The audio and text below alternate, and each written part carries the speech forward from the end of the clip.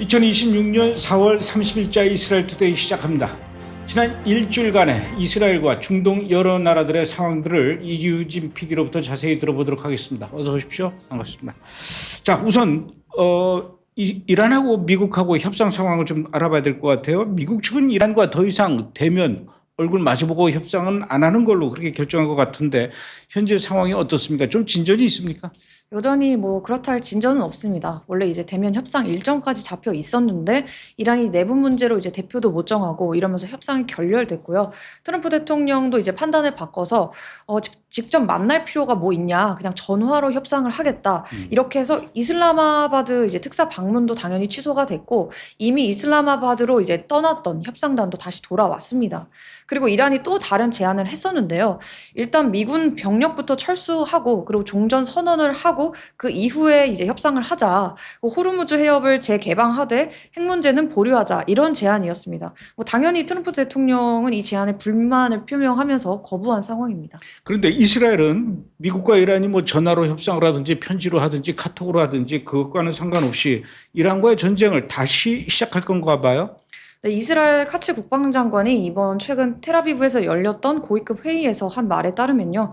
이스라엘은 이란과의 전쟁을 재개할 준비가 되어 있고 이스라엘군은 방어와 공격 모두에 대비하고 있고 목표도 이미 정해졌다. 이렇게 이야기를 했는데요. 현재 미국의 승인을 기다리고 있는 중이라고 합니다. 여기서 우리가 한번 짚고 넘어가야 될 것이 있어요. 만약에 이번에 미국하고 이란하고 협상이 별 성과 없이 끝나게 되면은 미국도 이란을 향해서 다시 공격할 수도 있다고 하고 또 이스라엘도 역시 방어와 공격이 모두 준비되어 있다고 하는데 이런 상황들 이스라엘 국민들은 어떻게 받아들이고 있습니까? 지금 이스라엘 내부 분위기는 단순히 전쟁을 지지한다 이 차원이 아니라 이제 전면적 군사 승리를 요구하고 있는 상황입니다. 이스라엘 국민 다수가 이제 외교보다 군사적 해결을 선호한다라는 것이죠. 여론조사 수치를 보면 이제 협상이 실패했을 시에 82%가 미국과 함께 이란과의 전쟁을 지지를 하고 있다라고 하고요. 레바논에 대해서도 76%가 헤즈볼라가 완전히 무장을 해제할 때까지 전쟁을 지속하는 것을 지지한다고 하고 그리고 가자 지구에서도 78%가 하마스 완전 굴복까지 계속 싸워야 한다 이런 입장입니다. 현재 이스라엘 국민들은 부분 휴전이나 협상에 대한 피로감이 이미 지금 한계에 다다른 그런 상황이고요. 만일 이스라엘 국민들이 지금 경제 제재나 압박으로는 안 된다. 결국 군사적으로 끝내야 한다. 이런 인식을 가지고 있는 상황입니다. 지금 이제 아예 한 번에 끝내버려서 이 상황을 앞으로도 계속 반복하고 싶지도 않고 그리고 다음 세대에 이런 상황을 물려주고 싶지 않다라는 것이죠. 그동안 얼마나 지겨웠겠습니까? 지긋지긋하고 제일 중요한 거는 다음 세대들에게 이런 상황을 물려주지 않으려면 이참에 아예 그냥 레바논의 헤즈볼라하고 이란하고 끝장을 봐야죠. 예. 트럼프 대통령도 이란의 장기 봉쇄에 대해서 대비하라고 이 참모들에게 했다라고 하네요. 네, 맞습니다. 트럼프 대통령이 참모들에게 이란에 대한 장기 봉쇄에 대비하라 이렇게 지시를 한 건데요. 협상은 이제 사실상 멈췄고 군사 공격은 부담이 큰 그런 상황이다 보니까 전쟁 대신에 이제 지속적인 압박으로 가겠다라는 건데요. 여기서 지금 말하는 봉쇄는 단순히 이제 호르무즈 해협을 닫는 것 이상으로 이란의 유조선을 차단하고 해상 물류도 통제하고 그리고 제3국과의 거래도 압박하는 이런 건데 이제 사실 이미 지금 미국이 이 대란 봉쇄 제재를 하고 있는 그런 상황인데 이거를 이제 장기전으로 끌고 가겠다라는 것이죠. 알겠습니다. 이번엔 레바논 상황을 좀 보겠습니다. 4월 26일 날 레바논 남부에서 헤즈볼라가 드론을 날렸어요. 이스라엘 쪽으로. 그래서 이스라엘 병사가 사망하는 일이 있었는데 여기는 아직도 전투 중인가 봐요. 네, 맞습니다. 사실 말만 휴전이지 지금 사실상의 저강도 전투는 계속해서 진행되고 있는 상황입니다. 4월 26일에는 헤즈볼라의 드론 공격으로 이스라엘 군인 1명이 사망을 했고요. 6명이 부상당했다고 합니다. 전사한 병사는 19세의 2단 특수 화사로 확인이 됐고 휴전 이후 레바논에서 사망한 세 번째 이스라엘 군인이면서 휴전 기간 중에 헤즈볼라의 직접적인 공격으로 사망한 첫 번째 군인이라고 이제 소개를 하는데요. 이뿐만 아니라 헤즈볼라의 드론 공격으로 인해서 이스라엘 북부 지역 주민 수천 명도 대피소로 이동을 했고 그 다음 날에도 드론 공격이 계속해서 이어지면서 이스라엘 군인 추가 부상자가 계속 나오고 있는 그런 상황이라고 합니다. IDF는 이번 공격이 이제 헤즈볼라 테러 조직이 휴전 합의를 위반한 행위다 이렇게 규정을 했고요. 네타냐후 총리는 월요일에 있었던 군사 회의에서 레바논과 헤즈볼라로부터 오는 두 가지 주요 위협이 여전히 존재하고 있다라고 하면서 로켓과 드론이나 무인 항공기가 그 주요 위협이다 이렇게 이야기를 했는데요. 그렇게 이야기를 하면서 헤즈볼라가 전쟁 초에 보유했었던 이 미사일의 약 10% 정도만 지금 보유하고 있는 상황이다. 하지만 이제 이 미사일들이 여전히 지금 이스라엘 북부 주민들에게 위협을 가하고 있고 불안감을 주고 있다라고 하면서 이 위협을 제거하기 위한 작전을 우리는 계속해서 수행할 것이다. 이렇게 결론 지었습니다. 10% 남았으니까 조금만 더 하면 완전히 이제 고갈시킬 수가 있을 것 같은데 여전히 로켓하고 드론이 날아오니까 이 수천 명의 이스라엘 북부 주민들이 대피소로 이렇게 피난해 가야 되는, 대피해야 되는 이런 상황들, 언제까지 이런 일들이 반복돼야 될지. 하여튼 이참에 완전히 뿌리 뽑아야 되는 건 분명해요. 자, 같은 날 가자지구에서도 군사작전이 있었어요. 가자지구 북부에서 길이 9마일이나 되는, 9마일이면 한 13km 이상 되는 건데, 16km, 15km 정도 되는데, 터널을 해체하고 테러리스트 다수를 사살했다라고 하는데 가자지구 안에 아직도 이렇게 테러리스트들의 하마스의 터널이 남아있나 봐요. 네, 맞습니다. 이번에 IDF가 이제 가자지구 북부에서 이 터널망을 해체하고선 그 안에 이제 무장조직원 70명을 사살한 건데요.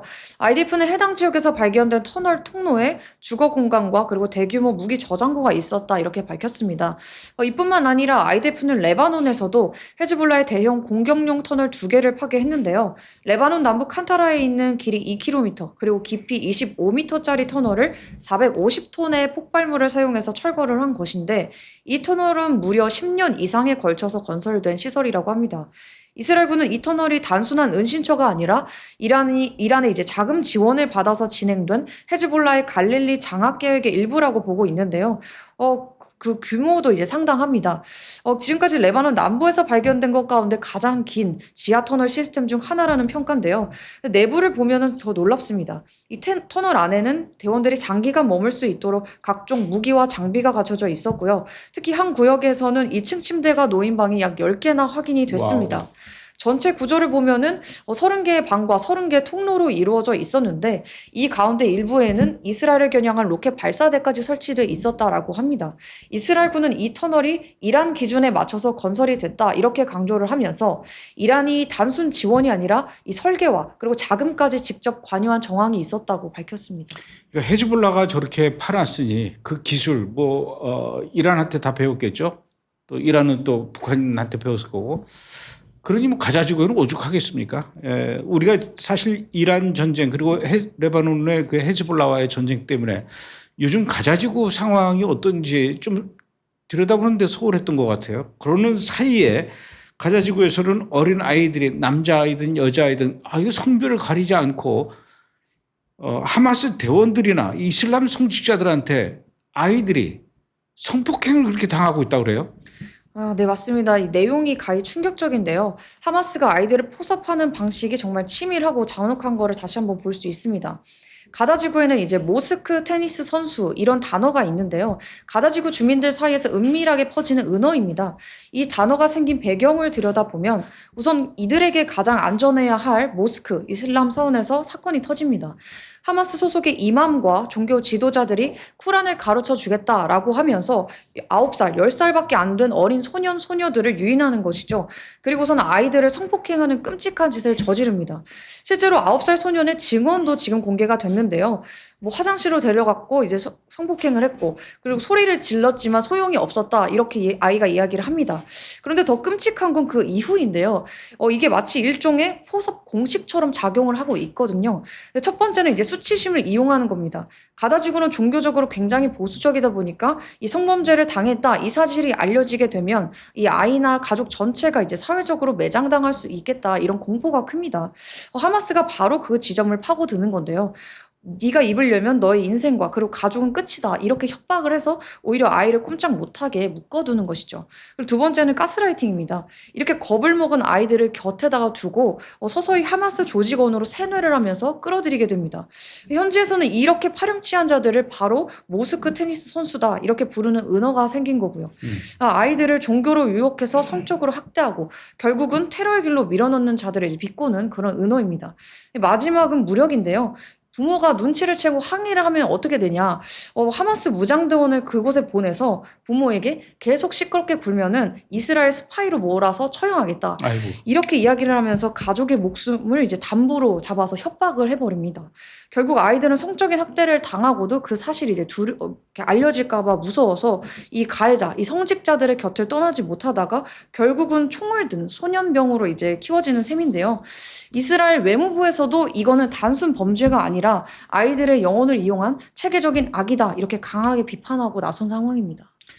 결론은 이슬람은 악의 종교고 그 악의 종교가 판치고 있는 지금 가자지구 상황이에요. 그야말로 복마전이고 악의 소굴이 되었습니다. 아유, 애들이 뭔 죄가 있을까요?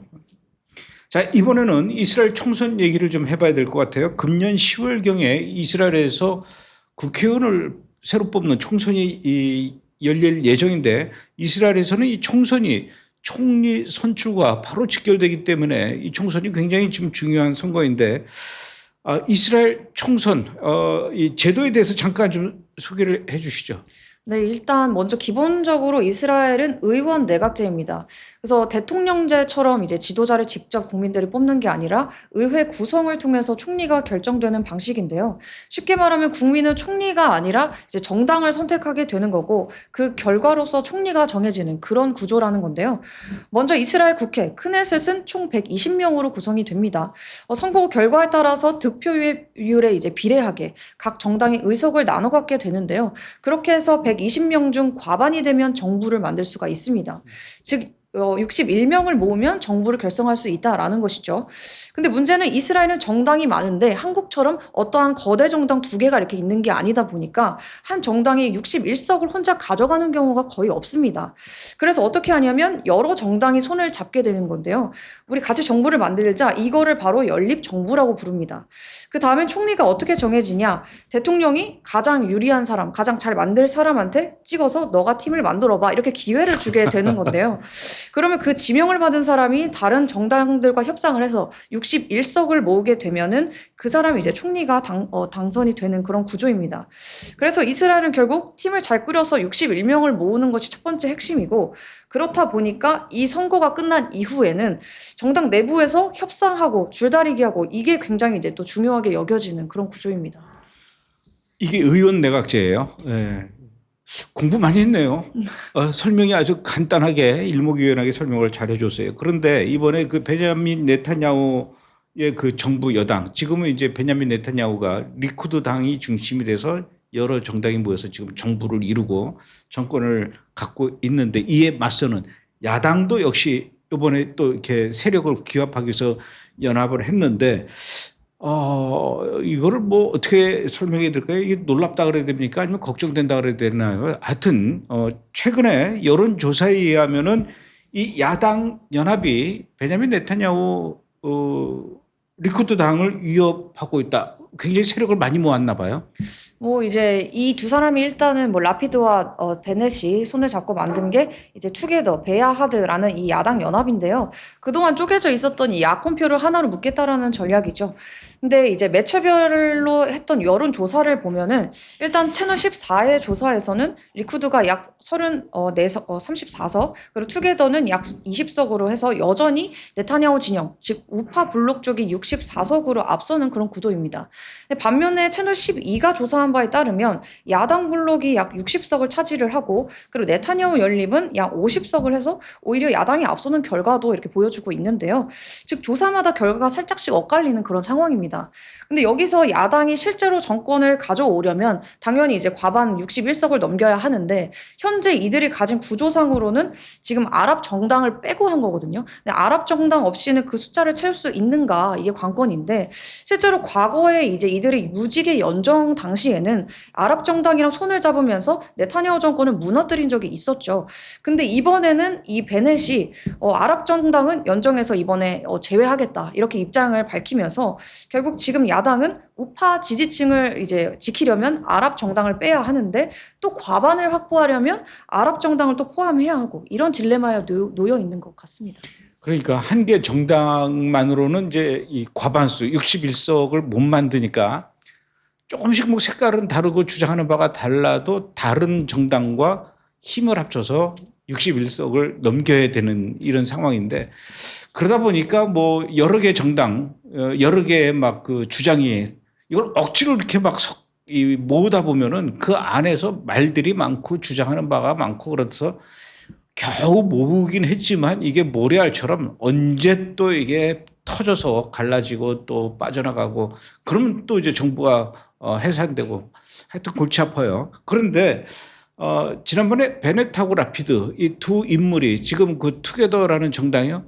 정당 이름이 굉장히 좀 일차원적이네요. 투게더. 투게더 옛날에 저 아이스크림 있었던 거 알아요? 네. 온 가족이 함께 잘 모르시는구나. 연식이 알 것 같은데 어쨌든 베넷하고 라피드가 지난 2022년도에도 한번 연합해서 정권을 차지했었어요. 그리고 이제 이 네타냐후가 정권을 뺏겼었는데 그래서 잠깐 그 베냐민 네타냐후도 정권에서 이렇게 빠져나간 적이 있었는데 근데 이 베넷하고 라피드 정권도 오래 못 갔어요. 그때도 역시 마찬가지로 서로 의견이 갈라져서 이렇게 깨진 겁니까? 그때는 왜 그랬던 거죠? 일단 구조 자체가 너무 불안정했기 때문인데요. 그때 이제 무지개 연정은 이념이 완전히 다른 정당들을 하나로 묶어놓은 그런 억지로 묶은 연합이었습니다. 구조가 어떻게 돼 있었냐면 우파 그리고 중도 좌파 심지어 아까 말했던 아랍 정당까지 전부 한 정부 안에 들어와 있었습니다. 목표는 단 하나였고요. 네타냐후 끌어내리기. 그러니까 반 네타냐후 세력들이 딱 결집을 한 건데 그래서 일단 네타냐후부터 끌어내리자. 근데 그 이후에 대한 어떤 전략은 없었고 공통점도 이제 다른 게 없었던 겁니다. 그래서 정책 하나하나 결정을 할 때마다 이 내부에서는 계속 충돌이 나는 그런 구조가 된 것이죠. 자기들끼리. 네, 맞습니다. 그래서 여기에서 또 결정적인 외부적인 사건 하나가 겹치게 되는데요. 바로 레바논과의 해상 경계 합의입니다. 이 과정에서 일부에서는 국익을 넘겨줬다 헤즈볼라 쪽으로 양보가 너무 과한 거 아니냐 이런 비판들이 계속 나오면서 특히 우파 지지층에서는 이런 정권에 대한 신뢰가 굉장히 크게 흔들렸죠. 결국 그러다 보니까 원래는 베넷이 인연을 먼저 하고 그 다음에 라피드가 인연을 하고 이렇게 총리를 번갈아 가면서 하기로 했었는데 이제 베넷이 총리로 있던 도중에 연정이 무너져 버리니까 결국 조기 총선으로 가면서 라피드는 총리도 하지도 못하고 이제 정권 자체가 다시 종료가 돼서 네타냐후로 넘어오게 된 겁니다. 즉 이념이 너무 다른 연합이라서 내부 충돌이 계속됐고 외부 이슈까지 겹치면서 지지층이 이탈했고 결국 이걸 버티지 못하고 이제 중간에 무너진 그런 정부였던 것이죠.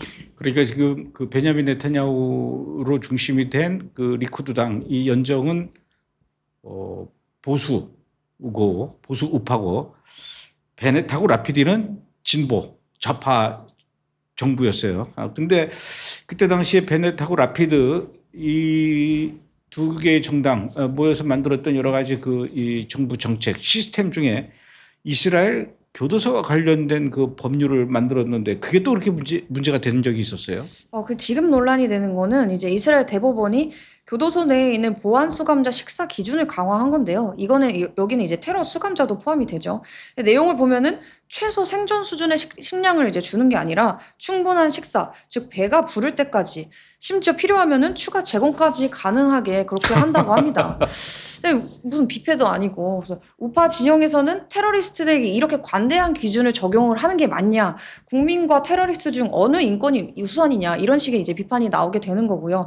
반대로 사법부는 범죄랑은 별개로 인간의 기본 권리는 보호가 되어야 한다 이런 입장을 주장을 하는 건데요. 항상 이쪽 진영은 이제 국민의 인권을 무시를 하면서 테러리스트들이 수감된 이 교도소는 완전히 인권 천국이 따로 없는 거죠. 결국 이 문제는 과거 네타냐후 연정을 흔들었었던 그 사법 개혁 논쟁을 다시 한번 불러내는 그런 계기가 되고 있습니다. 이제 보니까 이 사법 개혁이 이해가 간다라는 것이죠. 그러니까 이게 뭐 배불리 먹고 또 먹고 원하는 대로 다 먹여줄 정도면은 밖에서 돈이 없어서 이렇게 가난해서 밥 못 먹고 그러는 사람들을 일부러 범죄를 저질러서 교도소에 자기 발로 찾아갈 수도 있는 거 아니에요. 교도소에 보낼 때는 벌 받으라고 보내는 건데 그렇게 뭐 조금 전에 부패라 그랬어요. 네. 네. 자, 이스라엘 정부가 사마리아 지역의 대형 산업단지 개발을 공식 승인을 했는데 사마리아 지역이라면 정확하게 어디를 얘기하는 거고 또 어떤 산업단지를 개발하겠다는 겁니까? 네, 이번 산업단지는 이제 단순 개발 사업이 아니라 이제 경제와 안보 그리고 영토 전략이 결합된 프로젝트입니다. 네, 먼저 사마리아가 어디냐? 우리가 흔히 말하는 웨스트뱅크, 즉 서한 지구의 북부 지역입니다. 이스라엘 본토와 팔레스타인 지역 사이에 위치해 있고요. 특히 그린 라인 인근의 접경 지역입니다. 이번에 승인이 된 거는 보스타니 햇빛이 인근에 조성되는 대형 산업단지 프로젝트인데요. 규모를 먼저 살펴보면 약 788두남, 약 24만 평 규모로 이제 산업과 물류 그리고 상업 시설이 포함이 되고 총 50개 이상의 구역으로 나뉘는 대형 단지입니다. 현재 단계는 정부 승인까지는 마쳤고요. 그리고 기업 투자자를 모집하는 입찰 단계에 들어간 상황입니다. 근데 이게 이제 중요한 이유는 이스라엘 정부 내부에서는 이거를 이제 단순 경제 사업이 아니라 전략적 안보 프로젝트로 이제 보고 있는 건데요. 목적을 보면은 일자리를 만들어서 인구를 유도를 하고 그리고 접경 지역에는 산업 기반을 형성을 하면서 그 지역에 대한 이제 영향력을 강화하려는 그런 구상입니다.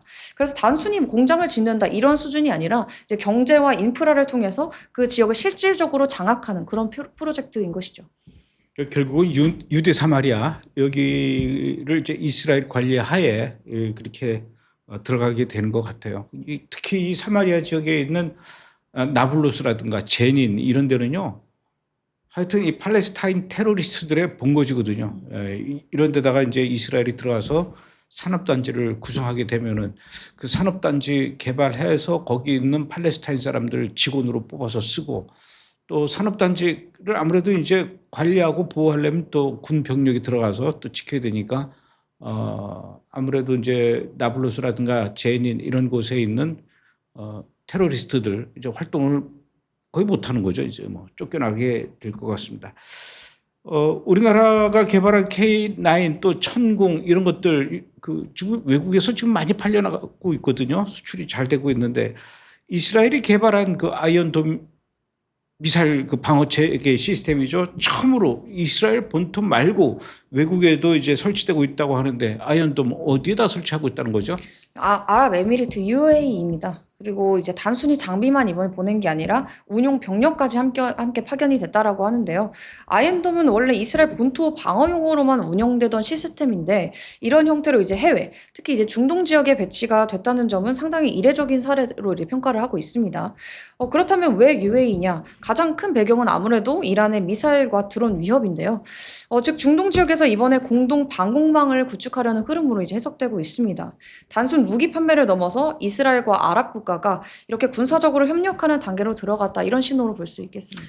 이번 전쟁 때 그 한 30여일 동안 그 이란이 아랍에미레이트에다가 2,000발이 넘는 그 미사일을 날렸어요. 그러니까 이제 아랍에미레이트도 이래가지고 안 되겠다라고 이제 생각을 했겠죠. 자, 이스라엘의 이런 대외 외교 활동, 아랍에미레이트뿐만 아니라 중앙아시아까지 지금 계속 확대되고 있는데 이스라엘 대통령이 총리가 아니라 대통령이 카자흐스탄을 갔어요. 이번에 왜 간 겁니까? 이번 방문은 단순 외교 일정이라기보다는 이스라엘이 전쟁 와중에도 이렇게 외교 지평을 넓히고 있다 이런 흐름으로 해석이 됩니다. 헤르조그 대통령이 카자흐스탄을 방문한 이유는 크게 세 가지로 볼 수가 있겠는데요. 첫 번째는 에너지 협력입니다. 중앙아시아는 석유랑 가스 자원이 풍부한 지역이고 그리고 이스라엘은 에너지 네트워크를 다변화하려는 그런 상황입니다.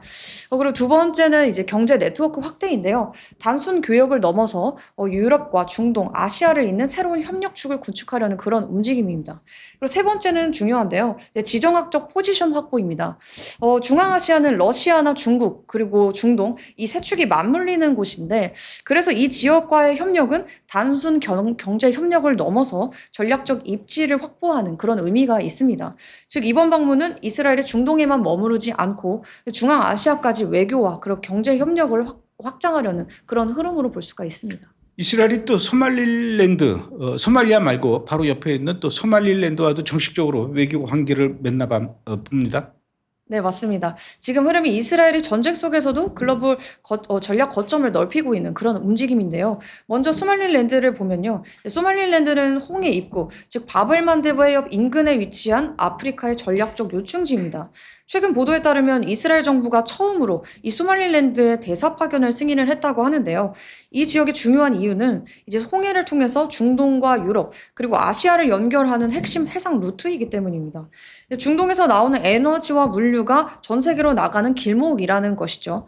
특히 지금 상황에서는 이란과 호르무즈 해협을 둘러싼 긴장과 그리고 중동의 해상 리스크, 이런 상황에서 이스라엘이 다양한 해상 루트와 그리고 외교 접점을 미리 확보하려는 그런 움직임으로 해석이 됩니다. 그리고 여기에 더해서 최근 아르헨티나와도 이제 아이작 협정을 맺으면서 이 안보와 그리고 AI 협력을 확대하고 있는 그런 상황입니다. 그리고 얼마 전에는 레바논에서 이스라엘 병사가 예수상을 망치로 내려치는 그 사진이 유출되면서 전 세계적으로 아주 많은 사람 기독교인들이 공분을 하면서 아주 일파만파 사건이 커졌습니다. 그래서인가요? 이 이스라엘의 베냐민 네타냐후 총리가 이스라엘 군대 안에 있는 예수를 믿는 기독교 이 메시아닉주 청년들이죠, 병사들을 한 자리에 다 불러 모았다라고 하는데, 불러서 뭘 한 겁니까? 공식적으로는 단순한 격려 행사이지만 시기적으로 봤을 때 최근 논란과 맞물린 정치적 대응으로 볼 수 있는데요.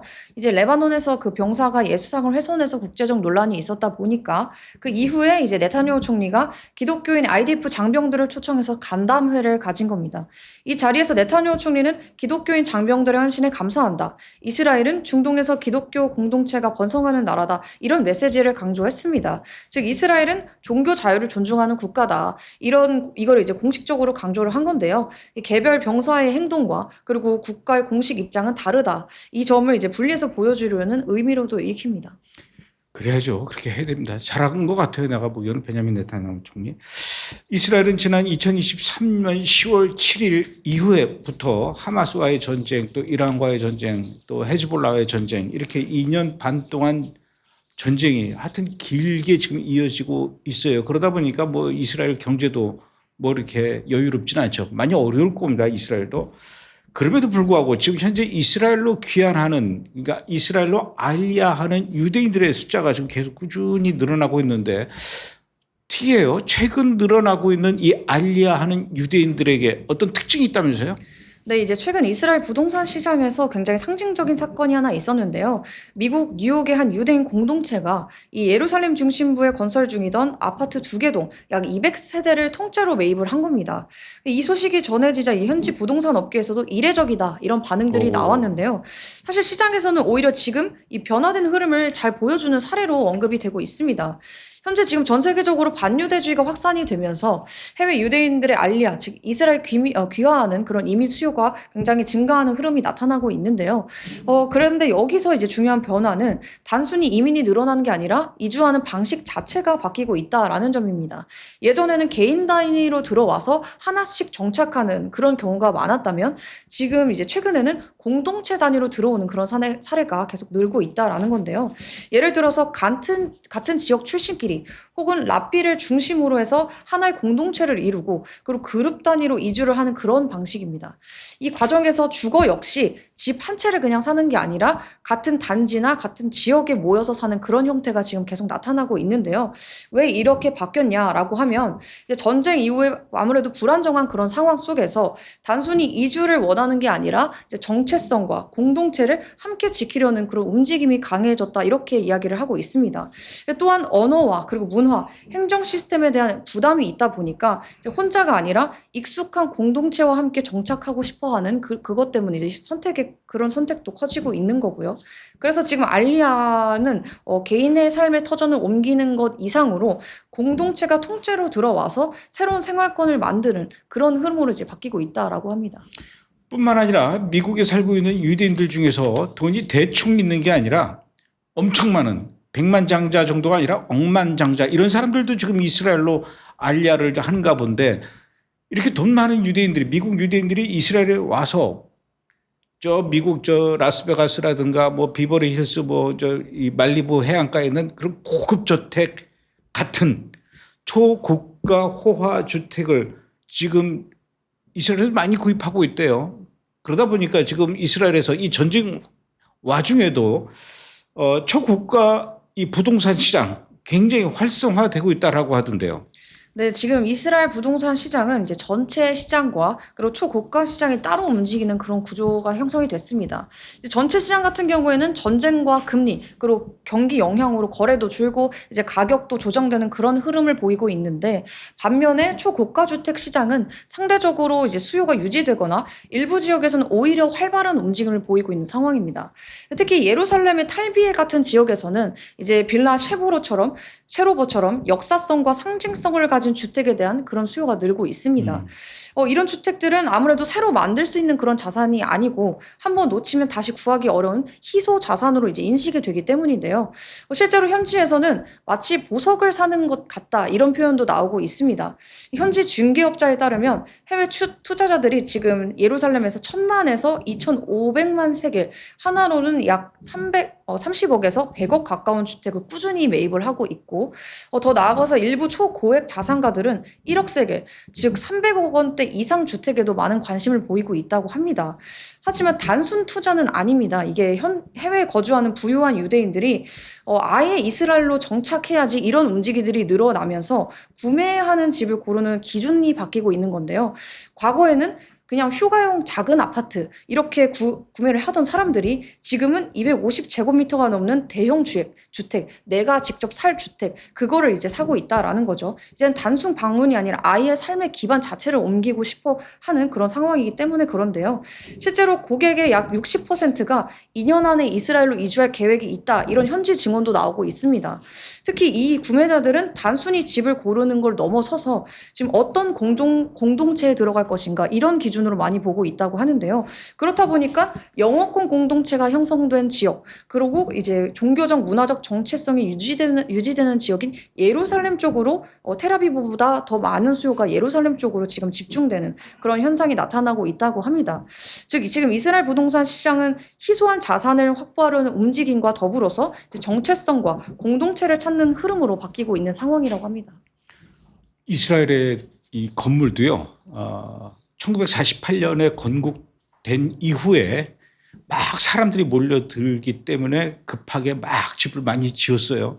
그때 진 집들, 그러니까 좀 오래된 집들이죠. 건물들이죠. 이런 집들은 좀 이제 좀 낡았고 최근 들어서 짓는 아파트들, 최근 들어서 짓는 이 주택들은 되게 고급스럽고 멋있게 지어요. 근데 제가 보니까 그 최근에 지은 그 고급스러운 주택보다도 70년 이전에, 80년 이전에, 100년 전에 옛날에 오스만 제국 때 살던 집들 또는 영국 그 지배 때 살던 집들, 마크 트웨인이 살던 집이라든가 록펠러가 살던 집들, 지금 그런 집 가면 뭐 역사성도 있고 정말 잘 지었어요. 그런 집들을 사서 자기네 집으로 새롭게 리뉴얼하면 참 좋은 아이디어인데 반가운 소리네요. 미국에 있는 그냥 힘들고 어려운 사람들이 차라리 그냥 이스라엘로 가자 이게 아니라 충분히 미국에서 살아도 되는데 돈이 많으니까. 근데 그런 갑부들이 이스라엘로 알려하고 있다라고 하니까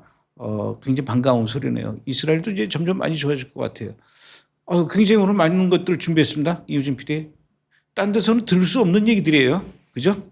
어떻게 이렇게 많이 준비했어요? 그래요. 수고하셨습니다. 잠시 후에 뵙겠습니다.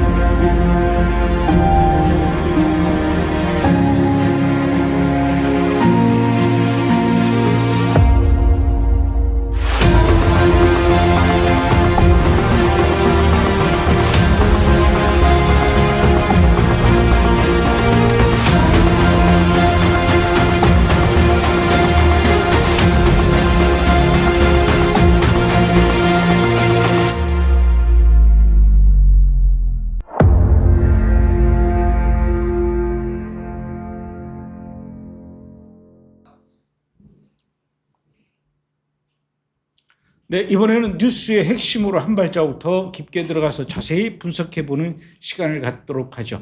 조현정 기자 나와 있습니다. 어서 오십시오. 예, 안녕하십니까. 네, 자, 첫 번째 분석해볼 이슈는 어떤 걸까요?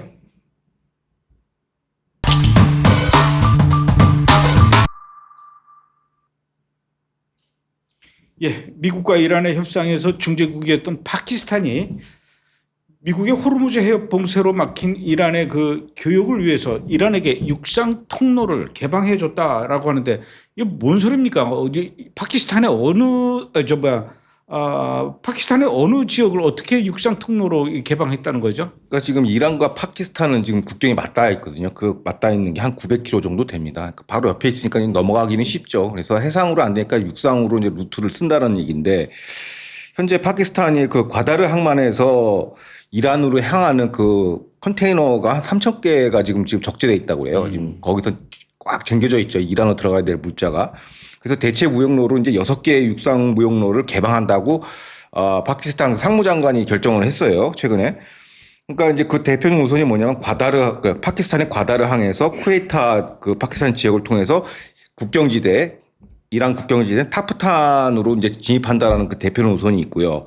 과다르는 이제 과다르 항구 도시고 콰타라는 이제 쿠웨타라는 이제 파키스탄 주의 주도 있고요. 그 도청 수세지죠. 그다음에 타프탄은 이제 이란의 국경 인접 지역이에요. 그러니까 여기를 이제 다양한 루트로 이제 들어간다는 건데, 그러니까 대표적으로 보면 이런 겁니다. 그 지도를 잠깐 보시면 아시겠지만 저렇게 이제 여러 가지 루트로 들어가 있어요. 그러니까 파키스탄 과다르 항구에서 통해서 육상을 통해서 이라크로 들어가는 노선이 한 2개고 파키스탄 또 밑에 오른쪽 끝에 보면 카라치 항구가 있어요.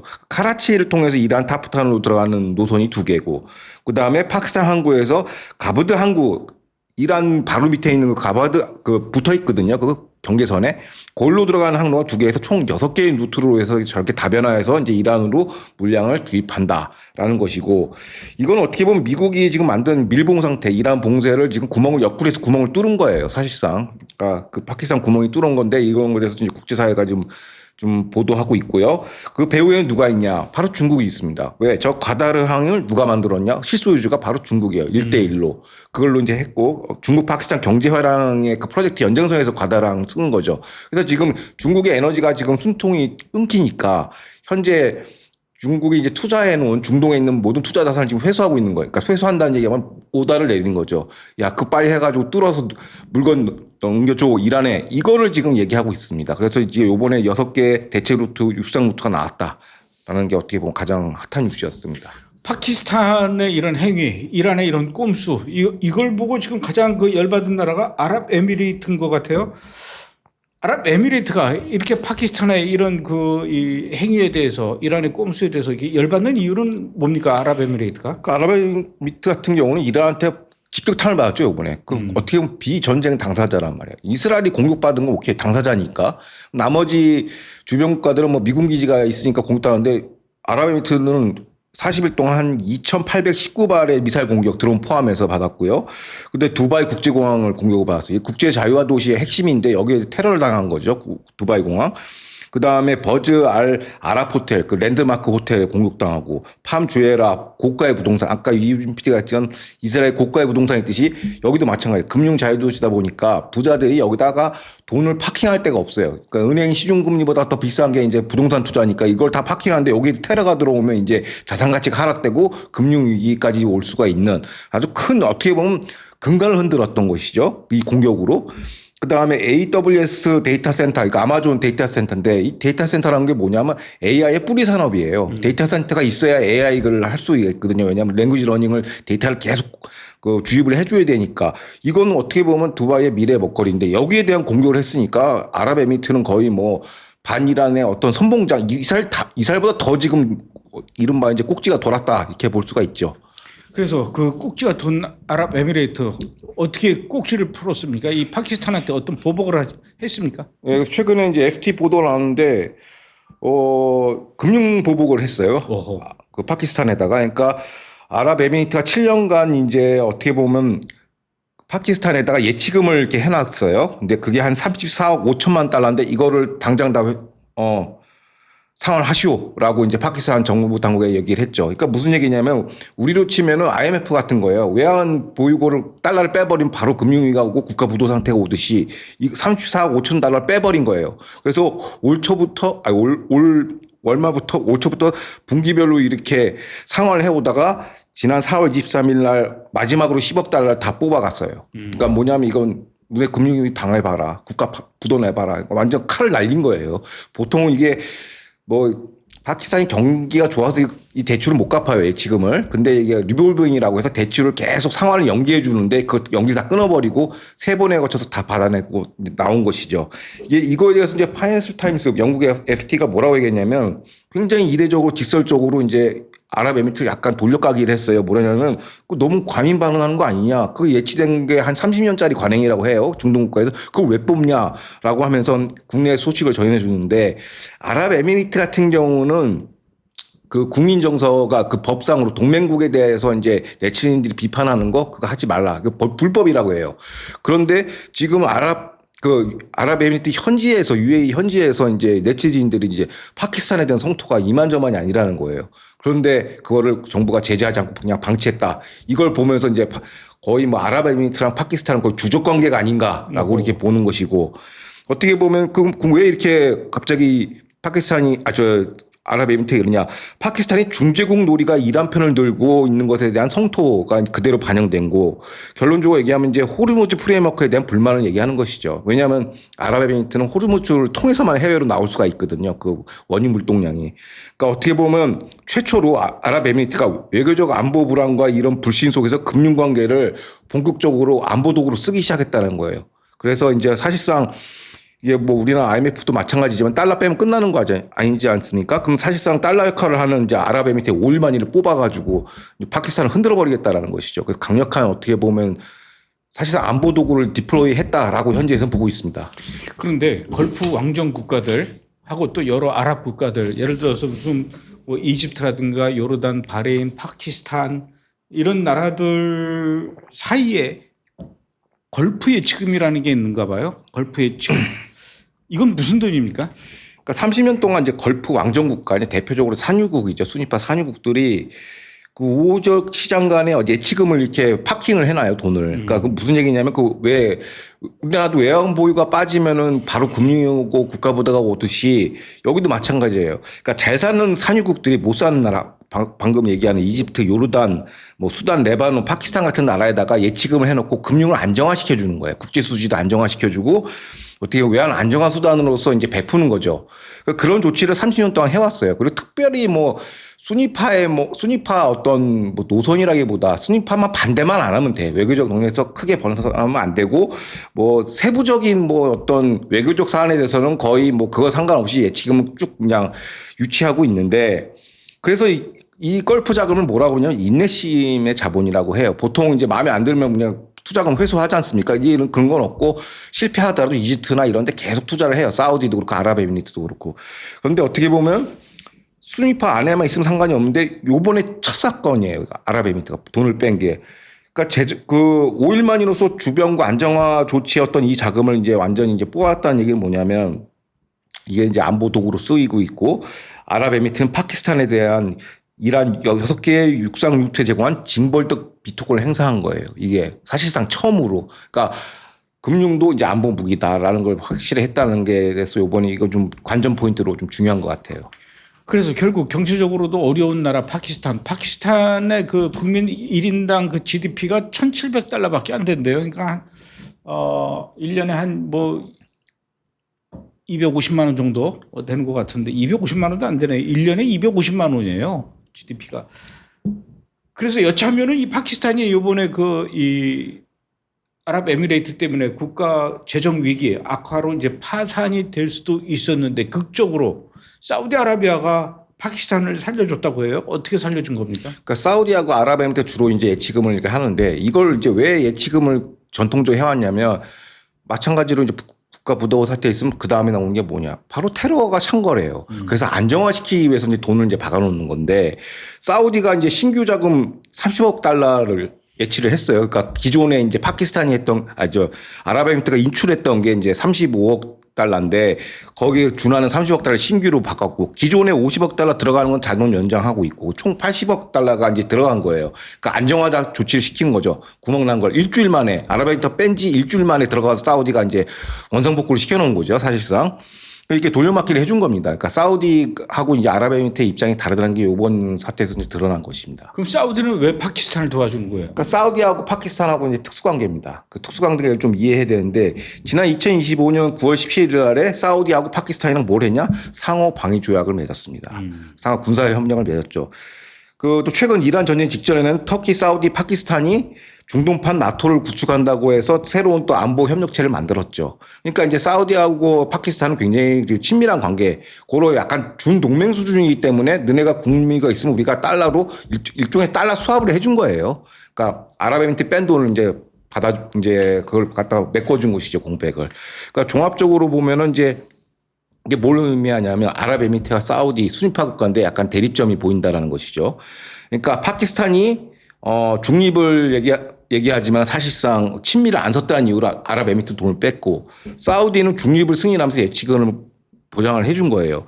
두 걸프 국가 똑같은 경제 구조, 그러니까 똑같은 이제 대조표를 보면서 이런 상반된 결정은 이건 정치적 판단이다. 금융적이나 경제적 판단이 아니라 이제 안보적 조치에 대한 판단이라고 이제 전문가들은 지적하고 있고 이런 배경에 대해서는 어떻게 보냐면 아랍에미리트하고 이제 사우디 관계가 중요해요. 이번 상반된 결정은 예전이 이제 저기 후티 반군을 놓고선 예멘에서 이제 약간 이제 사우디랑 아랍에미리트가 틀어졌어요. 뭐 우리 연초에 한번 소개시켜 드렸지만은 맞아요. 악연이 있어요. 거기서 이제 그 예멘에서 이제 아랍에미리트가 자체적으로 또 대리석을 키운 거예요. STS라고. 근데 이제 사우디의 그 역정에 걸린 거죠. 그래서 그때부터 이제 어떻게 보면 순위파가 둘로 쪼개지는 게 아닌가 아랍에미리트랑 해서 그 충돌이 있었는데 이게 이란 전쟁으로 조금 사그라들었는데 이번에 다시 이제 이 구원이 좀 나온 거고 또 중요한 거는 아랍에미리트하고 인도하고는 전략적 파트너입니다. 그러니까 감독님이 이제 많이 말씀하셨지만 그 아이맥이라는 것도 IMEC의 그 원조가 뭐냐면 이스라엘이랑 I2U2라고 해서 이스라엘하고 아랍에미리트하고 인도하고 미국 이 네 개만 연결하는 거였어요. 그게 원조였어요. 거기서 이제 발전해서 이제 아이맥으로 IMEC로 올라갔는데 그 핵심 파트너가 바로 인도하고 아랍에미리트인 거죠. 그러니까 아랍에미리트하고 이제 특수관계입니다. 인도하고. 근데 인도의 주적이 누굽니까? 파키스탄이거든요. 그래서 이게 충돌이 일어나는 거예요. 이익 충돌이 발생하는 거고 오히려 사우디는 파키스탄이랑 더 친하고 아랍에미리트는 인도랑 더 친하니까 파키스탄이랑 구조적으로 붙을 수밖에 없는 구조다라고 하는 것이고 두 번째 배경은 뭐냐면 사우디 파키스탄 군사협력의 중재자가 바로 중국이에요. 배후에서 이걸 다 와꾸를 짠 게 이제 중국이라는 것이죠. 그러니까 아직도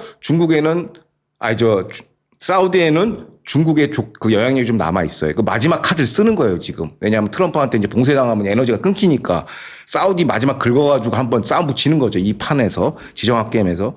그러면 어떻게 보면 친미 관점, 친이스라엘 관점에서 보면 UAE가 100점 만점에 100점이죠. 가장 미국 쪽에 딱 붙어 있고 친이스라엘 노선에 있고 반이란 반 중국으로 또 나와 있는데 사우디의 친미 정렬도 친이스라엘 정렬도는 물론 지금 뭐 아브라함 협정 2.0이 나온다고 얘기는 하지만 그래도 제 기준으로 한 80점 B 마이너 정도예요. 그럼 이 차이가 어떻게 나오냐? 그게 바로 이제 이게 저거랑 관계 있는 것 같아요. 에너지 루트랑 관계 있는 것 같아요. 앞서 얘기한 것처럼 아랍에미리트는 호르무츠가 아니면 빠져나갈 데가 없어요. 그래서 사활적 국가 이익을 걸고선 친이스라엘 노선을 바짝 붙은 거예요. 그러니까 파키스탄 같은 그 30년 관행을 깨고서 그 돈을 빼버린 것이죠. 그런데 사우디는 좀 달라요. 그 동서 파이프라인 해가지고 양보해가지고 아까 얘기했던 홍해로 나갈 수가 있거든요. 대체 루트가 있으니까 맞아요. 우리는 그렇게 급하지가 않아. 뭐 그런 거죠. 그게 이제 충돌하는 게 이번 사태로 딱 나타난 것이죠. 그래서 이제 이런 복잡한 또 순위파 국가 안에 또 속내가 있습니다. 이란 전쟁으로 좀 약간 가려져 있지만은. 그러면은 제가 좀 걱정되는 게 그 미국의 도널드 트럼프 대통령이 호르무즈 해협을 역봉쇄해서 이란이 들어가지도 못하고 나가지도 못하게 하려는 작전을 좀 펼치고 있는데, 그러니까 소위 말해서 이란의 목조르기를 하고 있단 말이에요. 그런데 파키스탄이 이렇게 이란의 새끼를 만들어줘가지고 빠져나갈 수 있게 하면은 트럼프 대통령이 파키스탄한테 열받을 것 같은데. 근데 이거는 뭐 답이 정해졌어요. 왜냐면은 뭐 이렇게 경로 복잡하게 해서 가도 결국에는 이란 국경을 통과해야 되거든. 거기다가 미사일 한번 탁 받아주면 되거든요.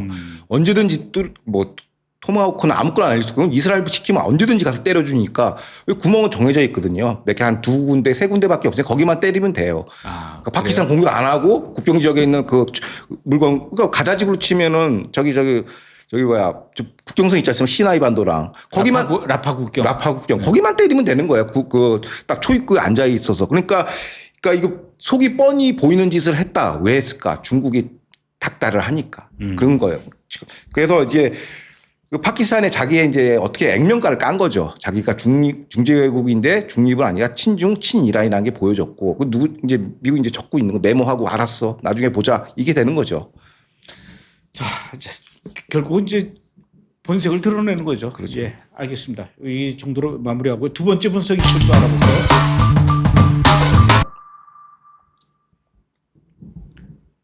네, 이번 이슈 분석을 하려면은 과거 역사를 좀 얘기를 해야 될 것 같아요. 이제 사이크스 피코 구상이라는 걸 얘기를 해야 되는데 오늘날 이 북아프리카의 나라들 뭐 이집트라든가 리비아, 알제리, 모로코 같은 나라들 또 중동의 뭐 시리아, 레바논, 이라크, 요르단 뭐 이런 나라들의 이 역사가 사실은 지금부터 100년 전밖에 안 돼. 100년밖에 안 되는데 100년 전인 1916년에 프랑스의 피코라는 사람하고 영국의 사이크스라는 사람 둘이 앉아가지고 자기들끼리 물론 이제 러시아의 허락을 받았다라고는 하더라고요. 그래서 자기들끼리 임의로 그 전에는 오스만 제국 그 광활한 영토를 자기네들이 임의로 국경을 만들어서 나라를 만들어준 게 지금 리비아, 알제리, 모로코, 뭐 이집트, 그다음에 저 중동의 레바논, 시리아, 이라크 뭐 이런 거거든요. 그때 이 사이크스하고 피코하고 두 사람이 그린 이 국경을 이 사이크스 피코 구상이라고 하는데 이게 사실은 굉장히 문제가 많은 그런 작업이었어요. 그러니까 이제 오늘날 중동 분쟁의 거의 모든 원인이 이 원흉이죠. 이게 이 어그리먼트가 이 협정이 그래서 핵심이 뭐냐면 사이크스 피코의 협정의 그 핵심이 뭐냐면 라반트 지역이에요. 그 라반트 지역이 지금 오늘날 시리아, 이라크, 레바논 이게 영국, 프랑스, 러시아가 이제 나눠먹기를 한 거죠. 사실상 이 지역에서 잘못된 그 구획으로 인해서 문화와 그 민족, 종파, 부족적 특성을 다 무시하고 이제 막 찍찍 거버리니까 여기서 이제 계속 난장판이 일어나는 거예요. 그 라반트 지역의 핵심입니다. 사실상. 이게 이제 끊임없는 긴장과 분쟁이 일어났고 지금 오늘날까지 테러로 나오고 있고 이제 이러다가 이제 08년 아랍의 봄을 기점으로 해서 이제 시리아 내전이 격화되고 ISIS도 확산되고 이라크도 사실상 3분할로 쪼개지고 그러니까 이게 결국에는 이 동네에서 계속 발생하는 거다. 그러니까 그때의 어떤 잘못된 씨앗이 오늘날의 분쟁의 소유가 된 거고 그러니까 무슨 얘기냐면 종교와 삶의 방식이 다 드러나는 이 부족들한테 갑자기 현대 문명의 최고봉인 현대 국가를 하라고 하니 이걸 할 수가 있겠습니까? 이게 수백 년의 어떤 훈련이 필요해서 이제 현대 국가가 되는 것인데 국가 개념이 없는 부족 사회 사람한테 이걸 강제주의로 하니까 뭐 개싸움 나는 거죠. 그러니까 자유로운 영혼들을 강제로 국가라는 그 틀 안에다 집어넣고 거기에 맞춰서 살라고 하니까 쉽지 않죠. 어쨌든 그 1910년에 16년에 사이크스하고 피코가 했던 그 국경 나누는 구상, 그러니까 국경을 자기 마음대로 근 거예요. 이거를 100년이 지난 지금 이란도 자기들끼리 중동판 사이크스 피코 구상 새롭게 나라를 재편하는 거죠. 국경을 새로 그리고 이런 걸 꿈꿨다라고 하는데 어떻게 하겠다는 겁니까? 그러니까 그 당시 이제 2014년 이후부터 이제 이란 전쟁 직전까지 이란의 행동이 이제 영국, 프랑스, 러시아를 지금 코스프레 한 거예요. 그러니까 라반트 지역이 핵심이라고 했죠. 라반트 지역이 왜 중요하냐면 이게 동지중해로 빠져나가는 물동량이에요. 그래서 이거를 똑같이 이란도 내가 또 제국놀이 할래 하고서 들어간 거예요. 영국, 프랑스 대신에 하던 거를. 그래서 레바논에는 어떻게 했습니까? 우리가 잘 알고 있는 대리 세력 헤즈볼라를 키워서 영향력을 확대하고 시리아에서는 러시아와 협력해서 아사드 정권을 이렇게 딱 보장해주고 사실상 IRGC가 헤즈볼라를 통해 가지고 레바논 그 시리아 정권을 옹일시켜 줬어요. 주력 부대였어요. 그 다 이게 누구 작품이냐? IRGC 이란 작품이라는 것이죠. 이라크는 3분할된 거 시아파 공동체를 갖다가 부활시켜가지고 시아파 민병대. 사실상 이라크는 이란의 지금의 어떻게 보면 클라인 스테이트 위성국가를 볼 수가 있어요. 그래서 시아파 민병을 통해서 다 장악을 했어요. 그래서 이걸 왜 하냐? 지중해 접근을 위해서 하는 겁니다. 북부와 남부 두 개의 통로로 구축을 시도하려는 것이죠. 이게 모든 제국이 이 라반트 동네를 갖고 싶어 해요. 근데 나도 이란도 시아파 IRGC 우리도 제국이야 하면서 이 게임에 들어간 거죠. 그래서 10월 7일까지 요번 작전까지 계속 이게 난장판이 계속 발생한 겁니다. 이란의 그 제국주의 놀이 때문에. 그래서 여기서 북부 시리아, 레바논을 장악하는 게 목표였고, 거의 장악했죠. 대리세력으로. 이른바 시아파의 그 파이어 벨트라고 그 시아파 초승달 벨트를 만들어 놓은 게 이것 때문에 그런 거고, 남부 같은 경우는 어떻게 하냐. 이집트를 통해 가지고 완전 위아래로 다 장악하겠다는 거예요. 북부와 남부를. 그런데 여기서 이제 가장 이거를 한 큐에 딱 저지시킨 사람이 있죠. 그게 바로 이스라엘입니다. 이스라엘 안 돼. 그러니까 거의 알박기 식으로. 알박기인데 겁내 세. 고슴도치야. 못 들어와. 네. 그러니까 거기서 중앙에 딱 받고 있으니까 뭐 죽이려고 그러는 거죠. 그러니까 물론 여러 가지 이스라엘 싫어하는 반유대도 있지만은 지정학적으로 이스라엘 그들 관점에서 이걸 없애야 돼요. 지구에서 리버트 C를 해야 돼요. 근데 딱 버티고 있죠. 안 죽어요. 죽지 않습니다. 그러니까 여기까지 온 거예요. 야, 이게 그렇게 되는 거구나. 그러니까 이게 이란이 과거 그 페르시아 제국을 꿈꾸면서 레반트 지역을 장악해서 지중해로 해서 유럽 쪽으로 뻗어나가려고 그러는데, 그러려면은 지금 그 1916년에 사이크스하고 피코가 그었던 그 레바논, 시리아 이런 국경들 다 무시하고 자기네 걸로 그냥 다 짓주무르고 싶어 하는 거예요. 근데 1916년에 그 사이크스하고 피코가 그었던 그 구상하고 지금 이란이 새롭게 재편하려는 그 구상하고 뭐 다른 점이 있으면 어떤 겁니까? 공통점은 이제 많죠. 이제 결국엔 이라크, 시리아로 연결되는 그 에너지 루트예요. 요거를 영국의 전략이 요거 때문에 한 거예요. 그래서 이라크, 시리아를 장악하려고 했던 거고, 이란도 전략도 똑같아요. 공통점이 동서로 연결하는 그 에너지 지정학적인 야심이 있는 거고, 그래서 이란은 장기적으로 이란 내 해군 기지 확보, 남부 전략적 해협에 대한 영향력 확대를 노리고 있었는데, 이 공통점인데 여기서 한 발 더 나간 건 뭐냐면 대리 세력, 테러 세력이라는 것과 IRGC 시아파 이념을 결합시킨 새로운 형태의 하이브리드 전술을 구사하고 있다라는 게 이란의 제국하고 영국하고 큰 차이죠. 그래서 당시 2017년에 이런 분석을 한 게 미국의 브루킹스 연구소가 이 얘기를 했다라는 거예요.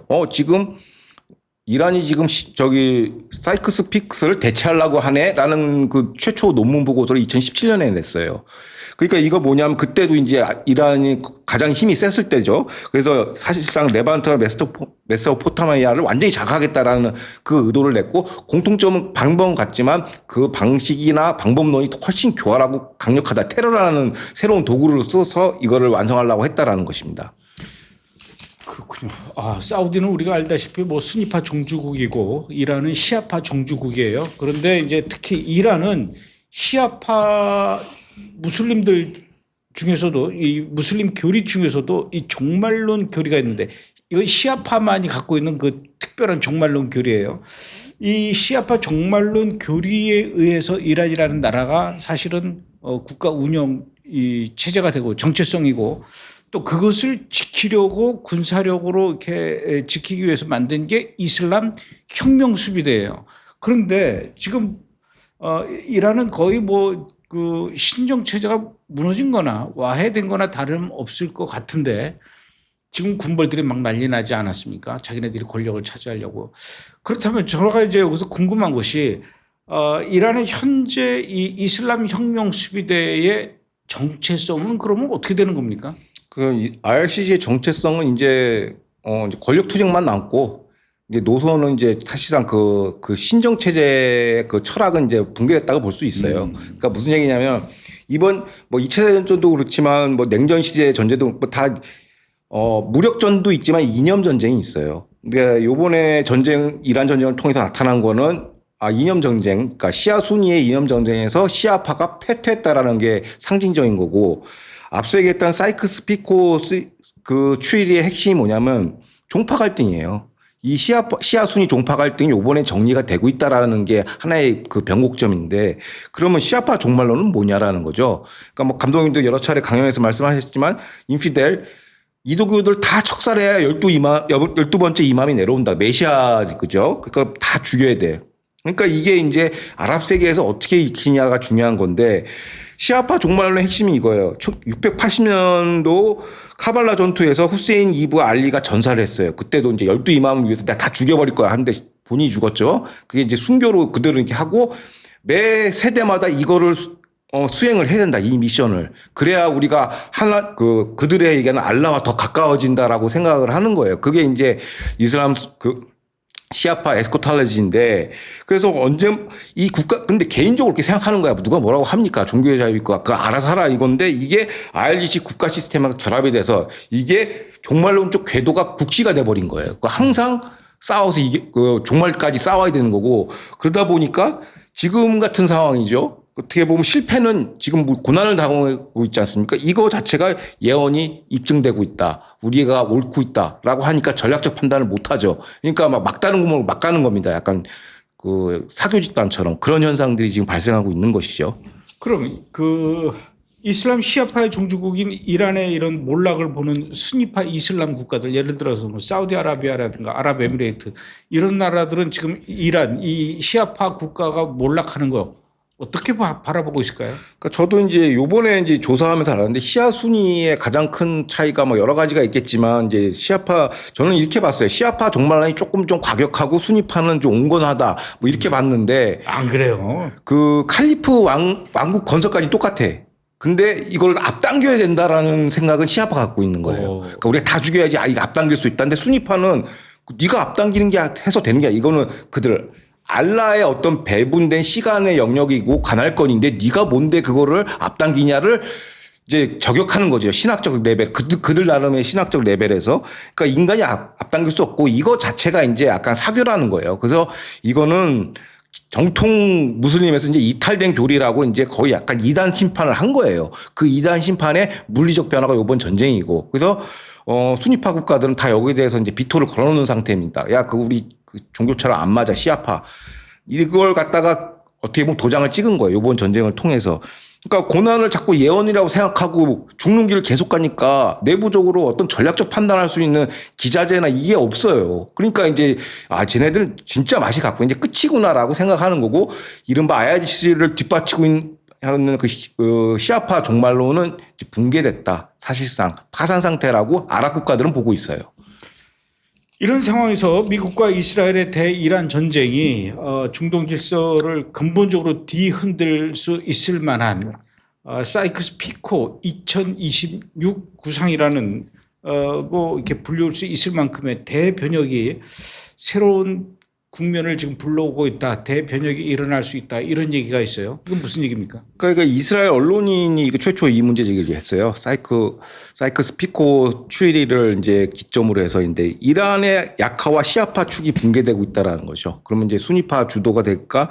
이게 이제 어떻게 보면 새로운 질서, 새로운 종파 갈등을 일단 해소한 거예요. 그렇기 때문에 이걸 이제 극복한 거라고 볼 수가 있고, 그다음에 미국과 이스라엘 역할인데, 사실상 순위파 세계의 어떤 안보 대리자를 역임하면서 후원자이자 이제 수호자 역할을 하면서 이제 정리를 해버린 거죠. 그러니까 그다음에 그렇게 되면은 이제 어떻게 보면 솔직히 국가를 할 능력이 안 됩니다. 아랍과는. 그래서 이제 종족 중심의 신질서로 다시 재편될 가능성이 있다라는 겁니다. 그러니까 이제 옛날에 그거는 그 줄보다는, 그러니까 종족이나 그거에 맞춰서 새로 이제 뭐 이렇게 좀 자치구나 이런 걸 만들 수 있는 어떤 개연성, 그런 변화의 어떤 흐름이 보인다는 거죠. 왜냐하면 싸움을 안 하는 게 일단 목표니까. 같이 붙어놓고 계속 싸움을 하니까 아예 그냥 쪼개놓자. 그렇게 되다 보면 누가 이제 부상을 하냐면 쿠르드족이 부상을 합니다. 쿠르드족은 터키, 시리아, 이란을 통해서 이렇게 분포되기 때문에 이들한테 어떻게 보면은 자치권을 주면은 새로운 이제 중동 지도가 사실상 걸리는 거죠. 근데 이거는 그냥 영국, 프랑스의 입장을 대변한 그게 지정학적 게임이 아니라 이거는 그냥 평화를 위한, 그러니까 좀 사이좋게 지내봐 하면서 이 구획을 정해주는 것이죠. 그렇기 때문에 요번에 새로운 이제 이스라엘, 미국이 주도하는 새로운 이 중동 지도는 조금 평화로 갈 수 있는, 안정화로 갈 수 있는, 번영으로 갈 수 있는 그런 개연성이 있다라고 이스라엘 학자들이나 전문 언론인들은, 지식인들은 그걸 기대하고 있습니다. 그래서 어떻게 보면 지금 상황이 우리는 자꾸 전쟁, 뭐 호르무즈 유가 이것만 보지만 지금이 어떻게 보면 새로운 그 역사적 변곡점이다. 한 100년을 갖다 우리가 정리하는 그런 챕터를 정리하는 그 변곡점이 될 수 있다라는 그 생각을 우리 또 동시에 봐야 되고 역사적 해석도 같이 해야 된다라는 거죠. 현세도 중요하지만. 그래서 그런 의미에서 의미가 있죠. 뭐 어쨌든 이스라엘하고 미국하고 이번에 합동 군사 작전이 이란과의 전쟁에서 좀 압도적 승리를 하고 좀 상황이 마무리가 되면은 아무래도 이제 중동 질서가 새롭게 좀 개편되면서 새로운 세상이 펼쳐질지도 몰라요. 그 가장 큰 변화에 맨 앞서서 변화가 될 나라 레바논과 시리아가 될 것 같은데 맞습니까? 그렇죠. 이제 그 사이크스 피코 협정의 본질도 아까 말씀드렸지만 그 레반트 지역에 관한 문제고 레반트 지역은 레바논 시리아의 그 처분에 대한 문제인데 이제 이스라엘이 이제 새로 이제 정리에 들어갔죠. 그러니까 최근에 이제 레바논과 국경 그 뭐 평화 협상을 하고 있지 않습니까? 그래서 지금 실질적으로 라타니까 이란까지 이제 IDF가 진주하고 있어요. 사실상 라타니까 다 먹겠다는 얘기죠. 그러니까 이거는 이제 기존 국경 지도에서 새로 바뀐 걸 의미하는 것이고 아직 협상을 더 해봐야겠지만 이제 사실상 군사 점령이 중요하거든요. 그럼 어디까지 IDF가 들어왔냐? 라타니가 이란, 그다음에 그 다리도 몇 개 폭파하고 사실상 이제 이스라엘이 먹는 거예요. 이거는 레바논은 그렇게 정리가 되고 근데 중요한 건 시리아인데 시리아 같은 게 좀 재밌어요. 지금 뭐 알줄라니하고 다양한 지금 협상을 하고 있는데 이스라엘이 제안한 그 지도 보시면 아시겠지만 제안한 그 국경 지도가 있어요. 존2가 중요한데 비무장지대를 저 노란색 부분이에요. 다라 지방까지 이제 들어가겠다는 거. 이스라엘 군사 통제를 하겠다라는 거죠. 비무장지대를. 그게 바로 다마스커스 그 수도랑 바로 연결돼 있어요. 그러니까 시리아 남부를 거의 다 먹겠다는 거고 존3가 뭐냐면 영공 통제 구역입니다. 여기서는 너네들 비행기 날리지 마. 이거를 강조하는 게 노플라이 존을 이스라엘이 지금 관철시키려고 해요. 그럼 사실상 시리아 남부는 이스라엘 다 먹는 거죠. 그럼 새로운 국경이 만들어졌죠. 그러니까 실질적으로 저기 지금 실험이 지금 일어나고 있는 겁니다. 시리아 레반트. 그러니까 즉 뭐냐. 이게 어떻게 보면 과거 영국이 그려놨던 그 국경선에서 이제 이스라엘이 새로 지금 국경선을 그린다는 그 프로세스에 있다라는 겁니다. 그래서 이게 되게 고무적인 현상이라는 것이죠. 그럼 앞으로 이제 레바논과 시리아의 국경 다시 그려지거나 아니면 국경 자체가 무의미해질 수도 있겠네요. 그래서 이제 여기서 이제 미국 관리도 그렇고 이스라엘 관리도 그렇고 비슷한 얘기 해요. 기존 사이코피코 국경선은 의미가 없다라고 얘기를 해요. 그러니까 새로 굳겠다라는 거죠. 그러면서 여기까지만 딱 들으면 이제 이스라엘이 이제 새로운 국경을 다 완성할 건데, 근데 문제는 뭐냐면 지난주에도 설명했지만 알 줄란이 시리아 안에서는 지금 테러 세력이 창궐하고 있어요. 이걸 지금 수면 아래에서 지금 새로운 그러니까 테러 세력도 똑같아요. 얘네들도 이제 칼리프, 그러니까 이슬람 제국 완성을 지금 노리고 있기 때문에 시아파처럼 12이맘을 기다린 그런 도라이 집단은 아니지만 그래도 이걸 퍼뜨려야 되거든요. 그래서 지금 수면 아래에서 AQ 계열 그 테러리스트들이 지금 시리아, 이라크를 장악하고 들어가고 있고 지금은 언젠가는 이스라엘하고 또 부딪혀야 돼요. 지금 이란 전쟁 때문에 가려서 지금 티가 안 나지만은 여기서 또 이스라엘하고 또 한바탕 붙어야 된다.